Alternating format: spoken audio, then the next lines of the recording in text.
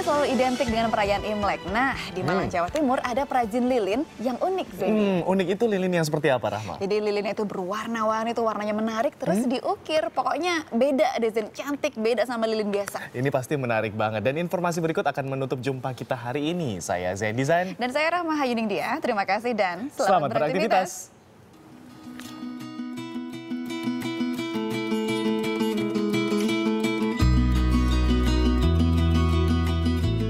Lilin identik dengan berbagai perayaan, seperti ulang tahun, pernikahan, hingga perayaan Tahun Baru Cina atau Imlek.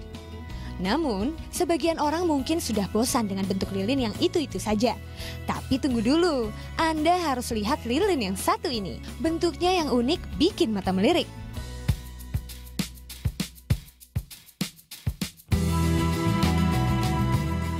Melalui sentuhan kreatif Dedi Wirabuana dan Anton Wahyudi, lilin biasa disulap menjadi lilin-lilin unik beraneka bentuk seperti bunga, pita, hati, atau yang menyerupai pagoda dan pohon Natal. Selain bentuknya yang cantik, lilin asal kota Malang, Jawa Timur ini juga punya warna-warna menarik. Dari hijau dan kuning, merah putih, sampai biru dan pink. Bentuk yang cukup rumit dikerjakan hanya dalam hitungan menit.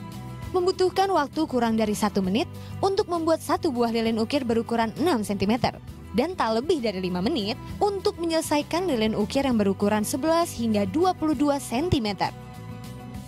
Bahan dasar untuk membuat lilin ukir ini pun tak sembarangan, diimpor langsung dari Cina. Ya, untuk lilin ukir, kita hanya bisa pakai parafin fully refined. Jadi untuk bahan baku lilin yang lain kita nggak bisa pakai karena sifat lilin bahan baku yang parafin fully refined itu dia punya sifat yang lentur, terus ketika kena panas dia bisa tahan lama. Jadi kita bisa punya waktu yang cukup untuk mengukir. Kalau bahan yang lain dia cepat mengeras dan mudah rusak. Jadi kalau pas dingin sedikit dia patah kalau diukir. Meskipun terlihat rumit, tapi proses pembuatannya terbilang sederhana. Mulai dari memasak lilin balok hingga mencair, mencetaknya dengan bentuk bintang, hingga memberikan warna-warna cantik, dan terakhir menunggu beberapa saat hingga lilin siap diukir. Di Indonesia ini masih satu-satunya. Jadi banyak sebenarnya itu lebih kepada memotong dan memelintir lilin. Jadi ketika lilin itu dalam keadaan hangat baru bisa diproses. Tapi kalau sudah dingin sudah tidak bisa. Dibutuhkan 2 buah pisau ukir kecil untuk membentuk lilin-lilin ini menjadi lebih cantik. Kecepatan dan ketepatan juga jadi kunci keberhasilan lilin ukir ini. Jadi kalau ukirannya semakin banyak kita harus lebih cepat gitu. Otomatis kita juga sulit. Jadi timingnya harus pas dan bentuknya pun juga kita harus rapi ya. Dari sisi satu ke sisi lain harus sama. Nah, itu yang membuat sulit. Bermodalkan ilmu dari seorang teman, Dedi dan Anton memberanikan diri membuka usaha lilin ukir di bawah payung Diandra Candle sejak 4 tahun silam. Nah, pertamanya tahunya dari seorang teman. Teman itu belajar kepada orang Amerika. Gitu saya belajar dasarnya, terus saya kembangkan sendiri dengan tutorialnya ya lewat internet aja.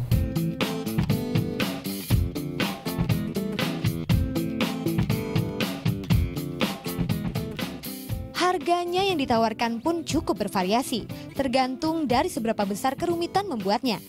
Lebih dari 50 model lilin ukir ditawarkan di sini.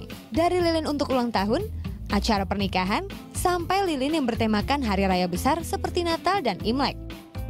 Kini, lilin ukir buah karya Dedi dan Anton sudah tembus hingga ke luar negeri. Dari Australia, Malaysia, Cina, sampai Belanda. Dan dalam sebulan, sekitar 500 hingga 2.500 lilin ukir ludes diburu para pelanggan setianya. Harganya yang ditawarkan pun cukup bervariasi, tergantung dari seberapa besar kerumitan membuatnya. mulai dari Rp7.500 sampai Rp75.000. Kini, selain untuk menerangi atau memberikan kesan tertentu, lilin juga berfungsi untuk menghias ruangan agar terlihat lebih cantik.